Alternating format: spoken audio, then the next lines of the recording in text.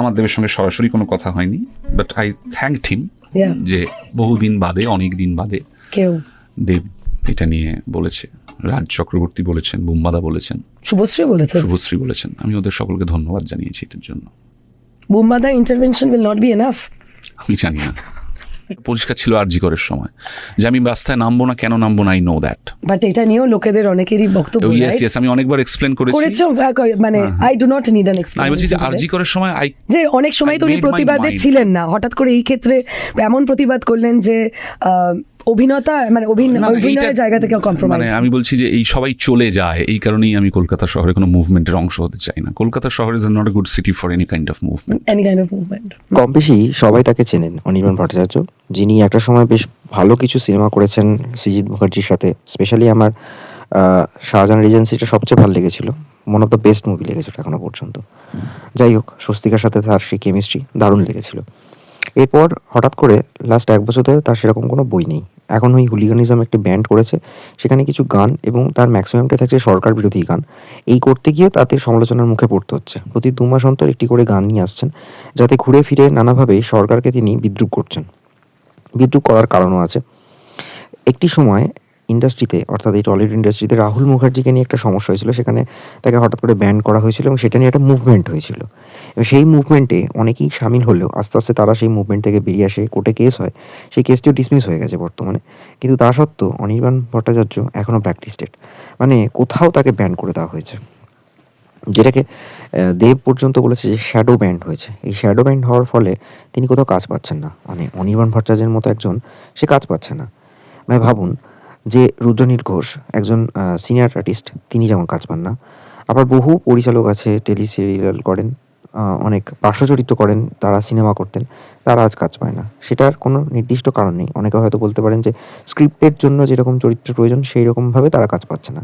কিন্তু অনির্বাণ ভট্টাচার্য যে বর্তমান আরবানাইজড মুভিগুলো ম্যাক্সিমাম করে থাকে, সেই সময় সমকালীন যে একজন পপুলার অভিনেতা তিনি কাজ পাচ্ছেন না। এ নিয়ে অনেক চর্চাও হয়েছে, কিন্তু আজকে অনির্বাণ নিজেই বলছে যে হয়তো পশ্চিমবঙ্গ এমন একটা জায়গা যেখানে মুভমেন্ট করতে নেই, যেখানে প্রতিবাদ করতে নেই, তাহলে তুমি দাগিয়ে দেওয়া হবে, তোমাকে কাজ দেওয়া থেকে সরিয়ে দেওয়া হবে। মানে কি বলবো, এটাই হয়তো পশ্চিমবঙ্গের এখন কালচার। লেখা আছে Anirban Bhattacharya versus government of West Bengal লেখা আছে। আমি বলতে চাইছি অ্যাটিটিউড ওয়াজ অ্যাপিল। কোর্টের ভেতরে এজলাসে যেটা হয়েছে সেটা অ্যাপিল। সরকারকে আহ্বান করা হচ্ছে যে আপনি সমস্যাটা মিটিয়ে নিন, কিন্তু on paper it's a versus. এটা ঠিক কথা যে আমি মুভমেন্টটাতে ঢুকেছি খুব তালে গোলে। রাহুল মুখার্জির সিনেমার শুটিংয়ের টেকনিশিয়ান স্টুডিওতে ওই দিন যদি আমি না থাকতাম, তাহলে প্রবাবলি আমি এই মুভমেন্টের সাথে যুক্ত হতাম না।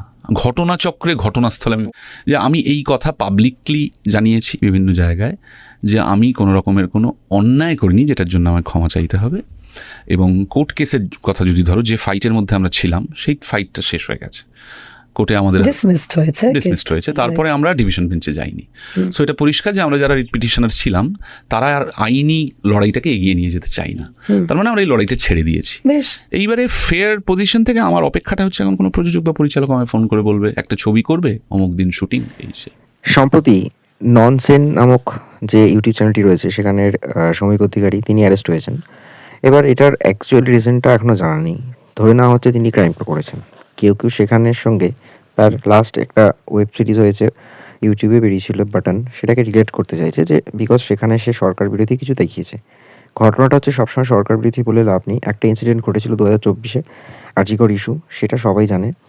সেটার ভিত্তিতে তিনি এই বাটনটা করেছিলেন।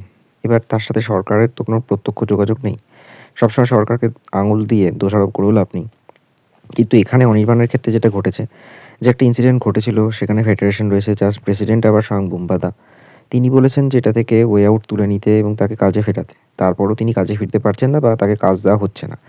এই বিষয়গুলো নিয়ে অনেক জল ঘোলা, অনেক কিছু হয়েছে, অনেক জল্পনাও হয়েছে। কেন অনির্বাণ নিজে মনে করেছে যে কোনো জায়গায় মুভমেন্ট বা প্রতিবাদ করে কিছু হয় না, কিন্তু যেখানে তার মনে হয় এটা ভ্যালিড, তার মানে তার কাছে কোথাও মনে হয়েছে যে আরজিকর ইস্যুটা নন ভ্যালিড, যে সেখানে প্রতিবাদ করাটা অবাঞ্ছনীয়।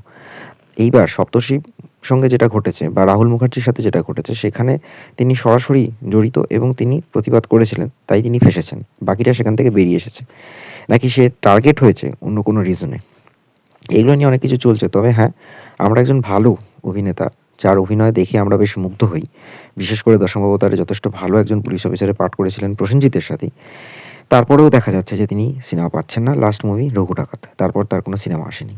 সময় বলবে তিনি কবে কাজে ফিরতে পারবেন। Stay tune on Bong stories, ভিডিওটা শেষ অবধি দেখুন। আর চ্যানেলটা যদি ভালো লাগে, ভিডিও যদি ভালো লাগে, অবশ্যই শেয়ার করুন। আর প্লিজ চ্যানেলটা সাবস্ক্রাইব করুন, যাতে আরও এই ধরনের ট্রেন্ডিং টপিকের ওপর আমি ভিডিও করতে পারি, যেটা আপনারা সবাই দেখতে পারেন। কেমন লাগছে অবশ্যই কমেন্ট বক্সে জানান। বুঝিয়ে দিতে হবে আমার অন্যায়টা কি, তাহলে আমি ক্ষমা চেয়ে নেবো। অন্যায়টা বোঝাতে হবে। এটা কি শিরদাঁড়া নাকি ইগো? শিরদাঁড়া ফিরদাঁড়া নয়, আমি কোনোদিন করিনি এরকম। আমি লক্ষবার ক্ষমা চেয়েছি, লক্ষবার। মানে আমার ক্ষমা চাইতে 1 সেকেন্ড সময় লাগে না। প্রেমিকার কাছে চেয়েছি, বন্ধুর কাছে চেয়েছি, মাস্টারমশাইয়ের কাছে, গুরুর কাছে, মায়ের কাছে, বাবার কাছে লক্ষবার ক্ষমা চেয়েছি। আমাকে অন্যায়টা বোঝাতে হবে। বাংলা সিনেমা জগৎ বা সমস্ত ফেডারেশনের সকলে যদি মনে করেন যে আমি এই বাংলা সিনেমা জগৎ বা এই ফেডারেশন বা সমস্ত টেকনিশিয়ানদের শত্রু, তাদের ক্ষতি চাই, তাহলে তারা হয়তো আমাকে কাজ করতে আর নেবেন না সঙ্গে, বা আমার কাজে আসবেন না।